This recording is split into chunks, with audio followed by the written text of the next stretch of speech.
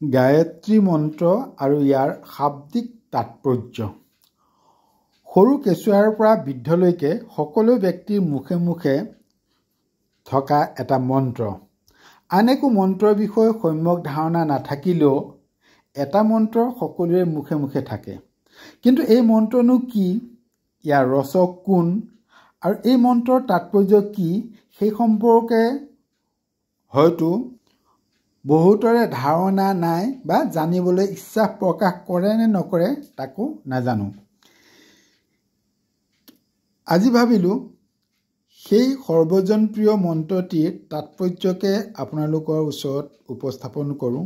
যদিহে আপুনি এই বিষয়ত জানিবলৈ ইচ্ছুক, অৱশ্যে এবাৰ মনোযোগেৰে শুনিব।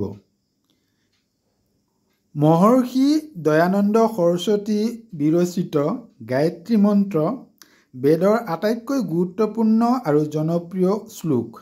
ইয়াক মহামন্ত্ৰ বুলিও কোৱা হয়। ওম ভূৰ্ভুৱঃ স্বঃ তস্য সবিতুৰ্বৰেণ্যং ভাৰ্গো দেৱস্য ধীমহি ধিয়ো য়ো ন প্ৰচোদয়াৎ। এই মন্ত্ৰটিত থকা শব্দৰ অৰ্থ ওম, প্ৰাণৰ মন্ত্ৰ, ঈশ্বৰ বা আৰাধ্যজনক কৰা সম্বোধনমূলক শব্দ। ভূৰ্ভুৱঃ অৰ্থাৎ পৃথিৱী বা ভূমিক বুজোৱা হৈছে। ভুৱঃ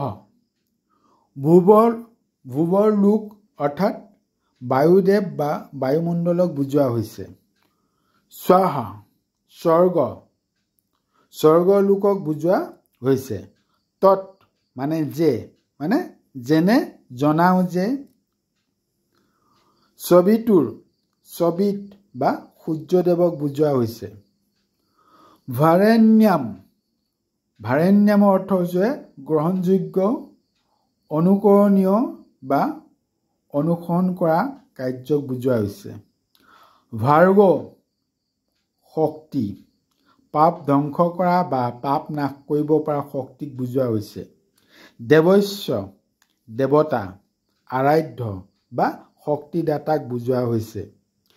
ধীমহি ধ্যান কৰা বা ধ্যান কৰা, মন বুদ্ধি আৰু অন্তৰেৰে নীৰৱ স্মৰণ কৰা। য়ো মানে কোন, অৰ্থাৎ যিজন আৰাধ্যক মই ধ্যান কৰোঁ বা মোৰ ঈশ্বৰ। না আমাৰ অৰ্থাৎ প্ৰাৰ্থনাকৰ্তাজনক বুজোৱা হৈছে। প্ৰচোদয়াৎ প্ৰেৰণাদাতা, প্ৰেৰণা জাগ্ৰত কৰ্তা অৰ্থাৎ প্ৰেৰণাদাতাক বুজোৱা হৈছে। সাৰাংশটো হৈছে, হে ঈশ্বৰ, আপুনি জীৱনদাতা, দুখ বেদনা দূৰ কৰ্তা, সুখৰ দানকৰ্তা। হে বিশ্বব্ৰহ্মাণ্ডৰ সৃষ্টিকৰ্তা, আমি তোমাৰ পৰম পাপনাশক শক্তি অৰ্থাৎ পোহৰ লাভ কৰোঁ। আপুনি আমাৰ বুদ্ধিমত্তাক সঠিক দিশত পথ প্ৰদৰ্শন কৰক। তাতোতকৈ চমু সাৰাংশ হ'ল, আমি উজ্জ্বল সূৰ্যৰ মহিমাৰ ধ্যান কৰোঁ, তেওঁ আমাৰ বুদ্ধিমত্তাক অনুপ্ৰাণিত কৰক।